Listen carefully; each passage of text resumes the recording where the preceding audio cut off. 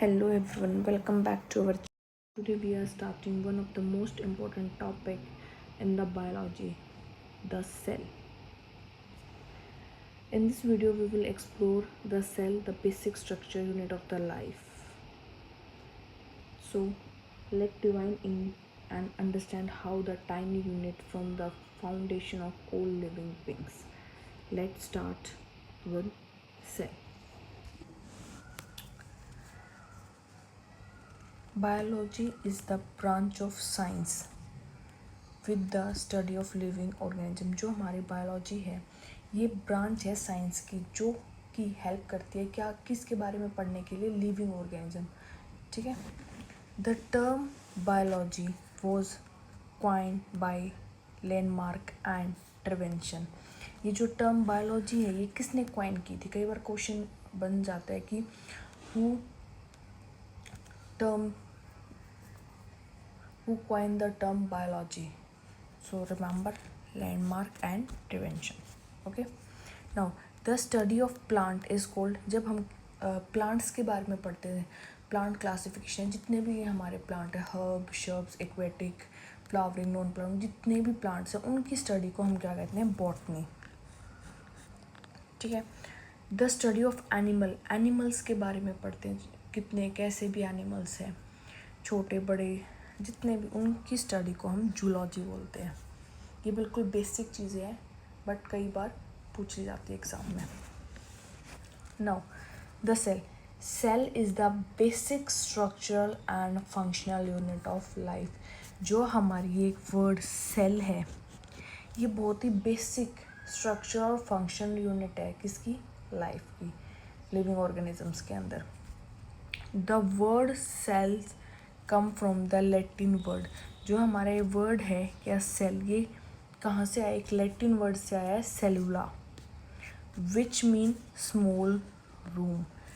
एक Latin word है सेलुला जिसका मतलब है स्मॉल रूम, वहाँ से हमारा वर्ड क्या आया है, सेल. ठीक है. Living organism may consist of one और मोर सेल्स. जितने हमारे लिविंग ऑर्गेनिजम्स हैं वो या तो एक सेल के होते हैं या एक से ज़्यादा सेल्स के होते हैं. According to this there are two type of organism. इसी बेसिस के ऊपर दो टाइप के ऑर्गेनिजम्स होते हैं. पहला यूनिसेलुलर ऑर्गेनिजम्स जिनके पास सिंगल सेल होती है. ठीक है. मल्टी सेलुलर ऑर्गेनिज्म जिनके पास एक से ज़्यादा सेल होती है, वो multicellular. Now Robert Hooke, ये हमने बहुत बार डिस्कस किया है. Robert Hooke in 1665 discovered the cell. ठीक है. रॉबर्ट हुक ने 1665 में एक टर्म डिस्कवर की थी, क्या, सेल. और कहाँ से डिस्कवर की थी, कॉर्क से. ये कॉर्क एक बार्क ऑफ ट्री है, ये क्या था, डेड था. ठीक है. ये आपको बेसिक पता होना चाहिए हिस्ट्री में. He is father of cytology. Robert Hooke को हम किस चीज़ का फादर कहते थे, साइटोलॉजी. और साइटोलॉजी का मतलब है स्टडी ऑफ सेल, सेल्स के बारे में पढ़ना. हमने उसको एक वर्ड दिया, cytology. Now cell theory is given by. जो हमारी ये सेल थ्योरी थी ये किसने दी थी, शेल्डन एंड श्वान ने दी थी. जो शेल्डन थे ये क्या थे, इन्होंने बताया था प्लांट्स के बारे में, जितने भी प्लांट्स हैं उनके बारे में कि जो सेल्स हैं उनके अंदर वो यूनी है, मल्टी है, किस टाइप की है, इस के बारे में हमें किसने बताया था, शेल्डन ने. श्वान ने बताया था अबाउट एनिमल्स. तो इन दोनों ने मिलके प्लांट्स और एनिमल दोनों को इंक्लूड करके इन्होंने क्या दी थी, सेल थ्योरी दी थी. नाउ विक्रो, इन्होंने क्या कहा था, new sales arise from pre existing cells. इन्होंने कहा था जितनी भी नई सेल्स फॉर्म होती हैं लिविंग ऑर्गेनिज्म के अंदर वो कहाँ से फॉर्म होती है, पुरानी सेल से ही नई सेल की फॉर्मेशन होती है.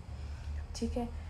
इन्होंने एक टर्म बोली थी, ओमस सेलुला ई सेलुला. ठीक है. कई बार पूछ लिया जाता है कि ये जो टर्म है ये किसने बोली थी, कुछ साइंटिस्ट के नाम होंगे तो याद रखना विक्रो ने बोला था ये. नाउ सबसे स्मॉलेस्ट सेल माइकोप्लाज्मा और क्लीरोपिनोमोइना. PPLO, सबसे छोटी सेल ये, ठीक है। लार्जेस्ट सेल लिविंग ऑर्गेनिज्म में क्या है, ऑस्ट्रिच एग। और लॉन्गेस्ट सेल क्या है, nerve cell, okay. And the smallest human cell is the red blood cell. ये कई बार आपके एग्जाम में क्वेश्चन बन जाते हैं कि कौन सी स्मॉलेस्ट सेल है, कौन सी लार्जेस्ट है। तो ये रिमेंबर रखना, स्मॉलेस्ट सेल ह्यूमन सेल कौन सी है, RBC। Now bacteria was discovered by Livon hook. Livon hook ने सबसे पहले लिविंग सेल को डिस्कवर किया था, और कहाँ पे, पॉन्ड्स के अंदर। इन्होंने पॉन्ड्स के अंदर क्या देखा था, बैक्टीरिया, वायरस, जो लिविंग्स हैं उनको, ठीक है। फर्स्ट कंपाउंड माइक्रोस्कोप किसने देखा है, Janssen and Janssen. Electron microscope किसने दिया, क्लोन एंड रुस्का ने। अब हम कुछ इम्पोर्टेंट पॉइंट्स देख लेते हैं। विट्टल स्टेन, जो ये हमारा विट्टल स्टेन है, are use for staining living cells. Living cells को स्टेन करने के लिए किसका यूज़ किया जाता है, विट्टल स्टेन का। और living part of the cell, जो लिविंग सेल्स है या लिविंग पार्ट्स है, उनको स्टेन करने के लिए हमें क्या, किसका यूज़ करना होता है, विट्टल स्टेन का। एग्जाम्पल जेंसन ग्रीन, ये एक टाइप का है जो कि माइटोकॉन्ड्रिया के लिए यूज़ होता है। Now protoplasm is the living compound of the cell. जो ये हमारा प्रोटोप्लाज्म है, ये क्या है, लिविंग कंपाउंड है जो सेल के अंदर होता है। दैट इंक्लूड, उसके अंदर क्या क्या होता है, साइटोप्लाज्म प्रेजेंट होता है, सेल ऑर्गेनल्स प्रेजेंट होते हैं, न्यूक्लियोप्लाज्म। ये तीनों चीज़ प्रोटोप्लाज्म के अंदर प्रेजेंट होती हैं। और ये प्रोटोप्लाज्म क्या होता है, सेल का एक कंपोनेंट है, okay. Cytoplasm term given by, जो हमारी ये साइटोप्लाज्म टर्म है, ये किसने दी थी, स्ट्रासबुर्ग ने, ठीक है। Now the surface are volume ratio in small cell is large whereas in bigger cell is small. जो हमारी सरफेस वॉल्यूम रेशो है ना, वो स्मॉल में ज़्यादा होती है as compare to big cell. ये भी क्वेश्चन आया था, तो याद रखना कि स्मॉल की जो सरफेस वॉल्यूम रेशो होगी वो ज़्यादा होगी बिगर सेल से, ठीक है। नाउ माइटोकॉन्ड्रिया, क्लोरोप्लास्ट, न्यूक्लियस, ये जो हमारे तीन हैं, माइटोकॉन्ड्रिया, क्लोरोप्लास्ट, न्यूक्लियस, ये डबल मेम्ब्रेन बाउंड स्ट्रक्चर होते हैं। कौन कौन से, माइटोकॉन्ड्रिया, न्यूक्लियस और क्लोरोप्लास्ट, ठीक है। Lysosome, Golgi bodies, endoplasmic reticulums are single membrane bound organelles. तीन टाइप के होंगे, डबल, सिंगल और नॉन मेम्ब्रेन बाउंड। तो डबल में माइटोकॉन्ड्रिया, क्लोरोप्लास्ट, न्यूक्लियस आ गए। सिंगल में हमारे लाइबोसोम, गोल्गी बॉडीज और एंडोप्लाज्मिक रेटिकुलम। अब जो नॉन मेम्ब्रेन बाउंड है वो कौन से है, सेंट्रोसोम, फ्लैजिला, राइबोसोम्स, ये नॉन मेम्ब्रेन बाउंड होते हैं, ठीक है। Next we will discuss about some scientists and their discoveries. Robert Brown in 1831 discovered nucleus, ठीक है। Purkinje in 1837 named protoplasm to be a content of cell, ठीक है। ये किसने दिया था, पुरकिंजे ने। W. Fleming in 1882 observed mitosis, cell division, splitting of chromosome and name the term chromatin, ठीक है। क्रोमेटीन टर्म दी थी W. फ्लेमिंग ने। फिर है F. मिशर ने, जिसने डिस्कवर किया था न्यूक्लिक एसिड को। C. बेंडा ने 1897 में माइटोकॉन्ड्रिया को डिस्कवर किया था। क्लामिंगो गोल्गी 1891 में गोल्गी बॉडीज़ की डिस्कवरी की थी। And W.S. सुटॉन ने 1902 में सिग्निफिकेंस ऑफ रिडक्शनल डिवीज़न की डिस्कवरी की थी। F.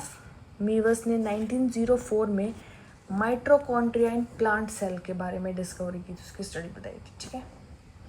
Next is type of sales.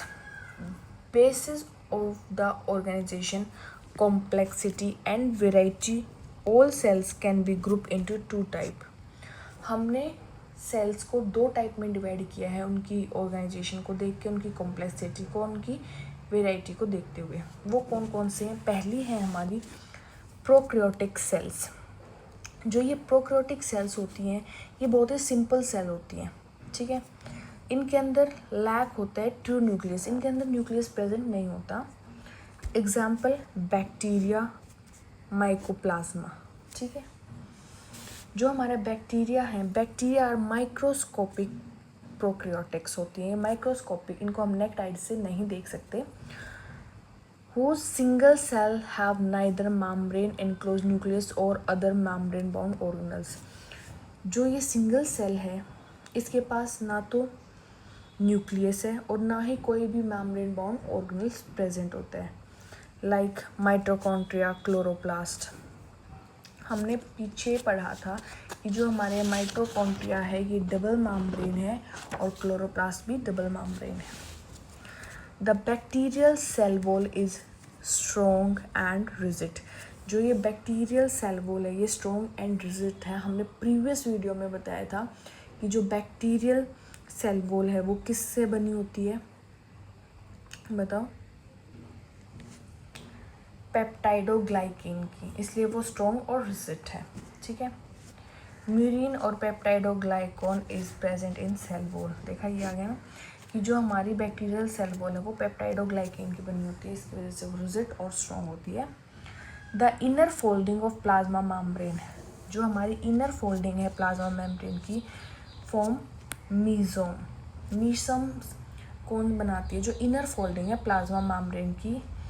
Which are the site of, जो ये हमारे मीजोम्स हैं ये किस चीज़ की क्या साइट है? यहाँ पे क्या सेलुलर रेस्पिरेशन टेक प्लेस होता है यहाँ पे? ये these are the site of cellular respiration. कई बार क्वेश्चन बनता है जो प्लाज्मा मेम्ब्रेन है वहाँ पे जो मीजोम्स है वो किस साइट के लिए पॉपुलर है? सेलुलर रेस्पिरेशन के लिए या किसी, बहुत सारे क्वेश्चन आ जाएंगे, ठीक है। तो आपको याद रखना है cellular respiration are the site in mesosomes which are formed by plasma membrane. Now, Archibacteria and Eubacteria, ये इनमें Archibacteria obligate anaerobes हैं और Eubacteria true bacteria होते हैं, ओके। Next is